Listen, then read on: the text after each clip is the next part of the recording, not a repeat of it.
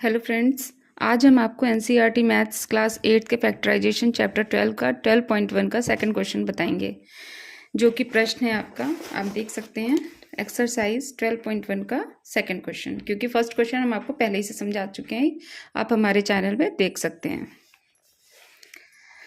7x minus 42। अच्छा friends, इसको करने के लिए सबसे बेस्ट है कि हम इसे ब्रेक कर लें। ठीक है, 7x मतलब 7 इंटू एक्स माइनस 42 के लिए अगर हम 42 को फैक्टराइज करते हैं तो हमने 42 को ब्रेक करने के लिए हम इसका एलसीएम लेंगे। 2 2 ज़ा 4, 2 1 ज़ा 2। फिर हम 21 को फिर से देखेंगे किस में आ रहा है, तो मीन्स 2 के बाद 3 नंबर से, मतलब 3 7 ज़ा 21।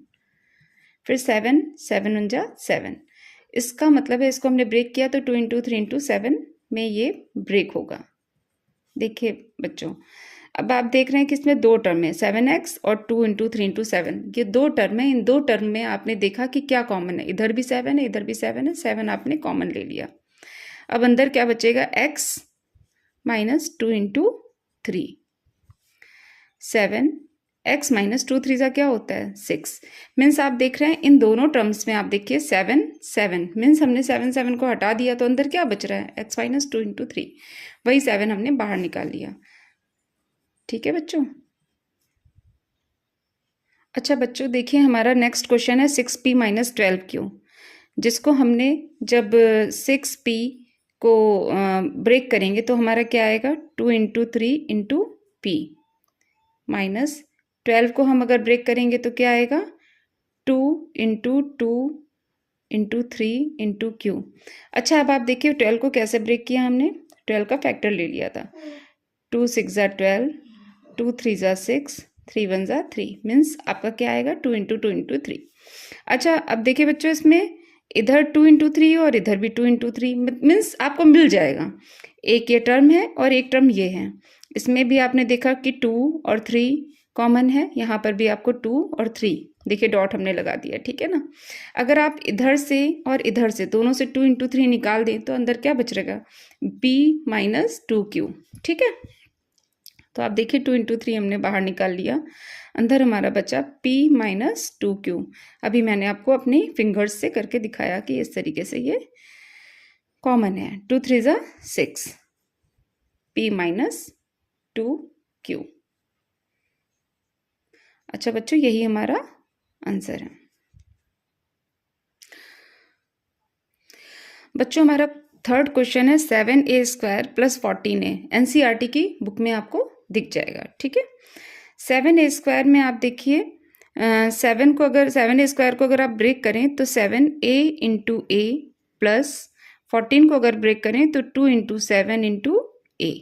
ठीक है बच्चों, क्योंकि 14 आपको पता है कि 2 की टेबल में आता है, 2 7 ज़ा 14, इतना तो पता है। ठीक है, अब इसके बाद आपने देखा कि यहाँ पर भी 7 है, यहाँ पर भी 7 है, यहाँ पर भी a है, यहाँ पर भी a है।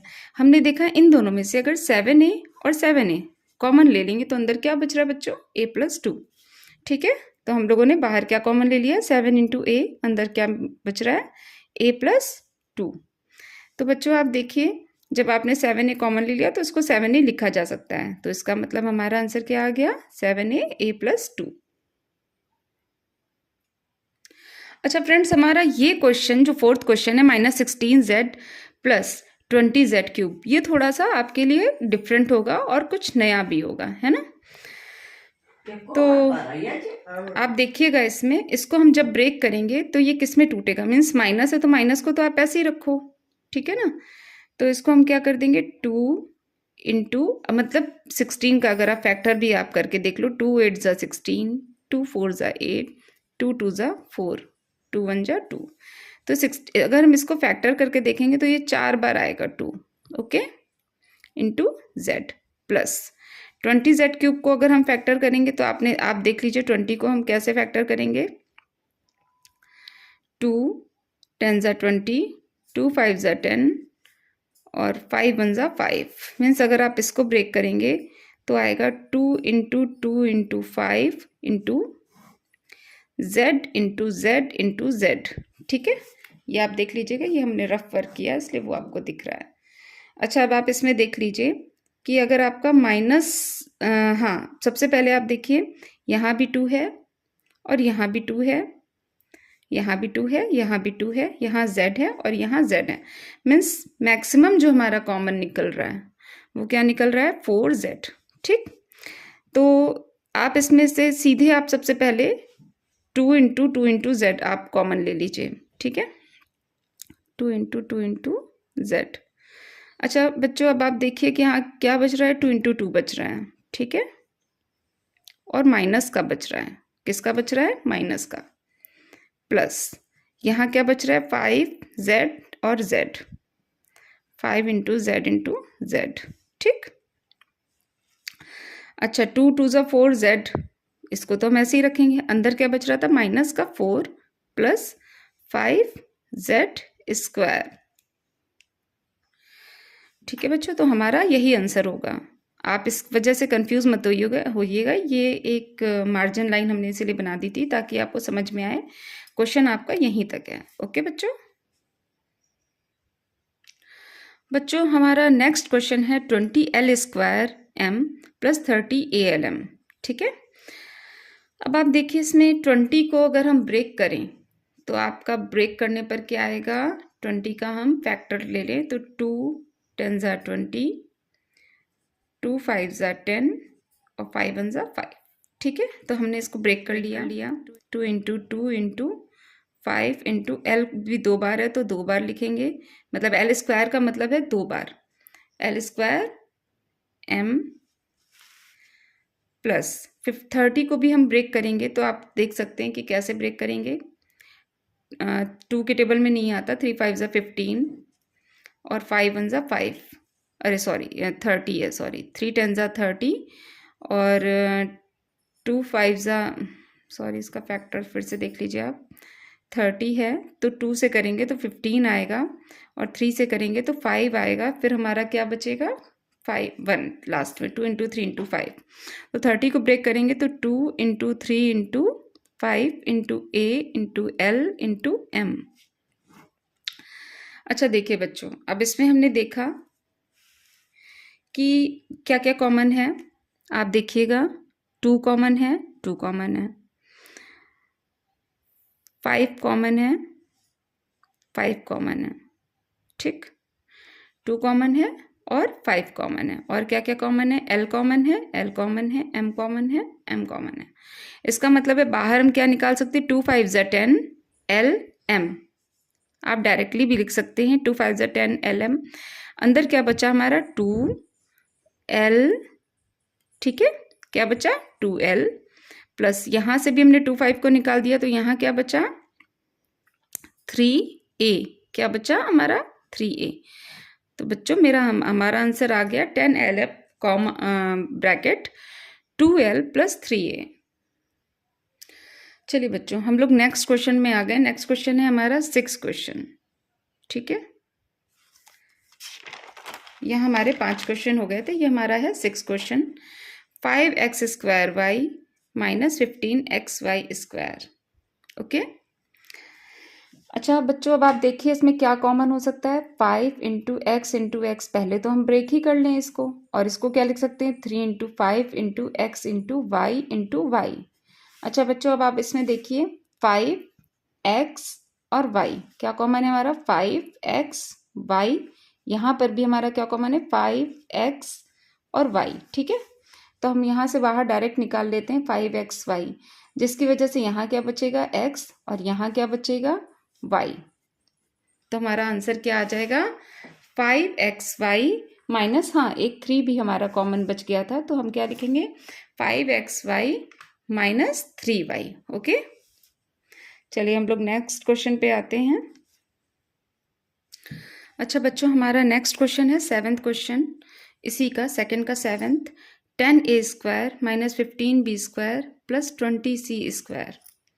देखिए बच्चों, इसमें हम क्या करेंगे कि 10 को हमने ब्रेक किया 2 इंटू 5 में, a इंटू a माइनस 15 को हमने 3 into 5 b into b plus 20c² को हमने, जैसे कि हम बताते हैं 2 2 ज़ा 4 5 ज़ा 20 है ना, मतलब 2 को 2 से गुणा करेंगे तो 4 आ जाएगा और 4 का 5 से गुणा करेंगे तो 5, मतलब 2 2 ज़ा 4 5 ज़ा 20 इंटू सी।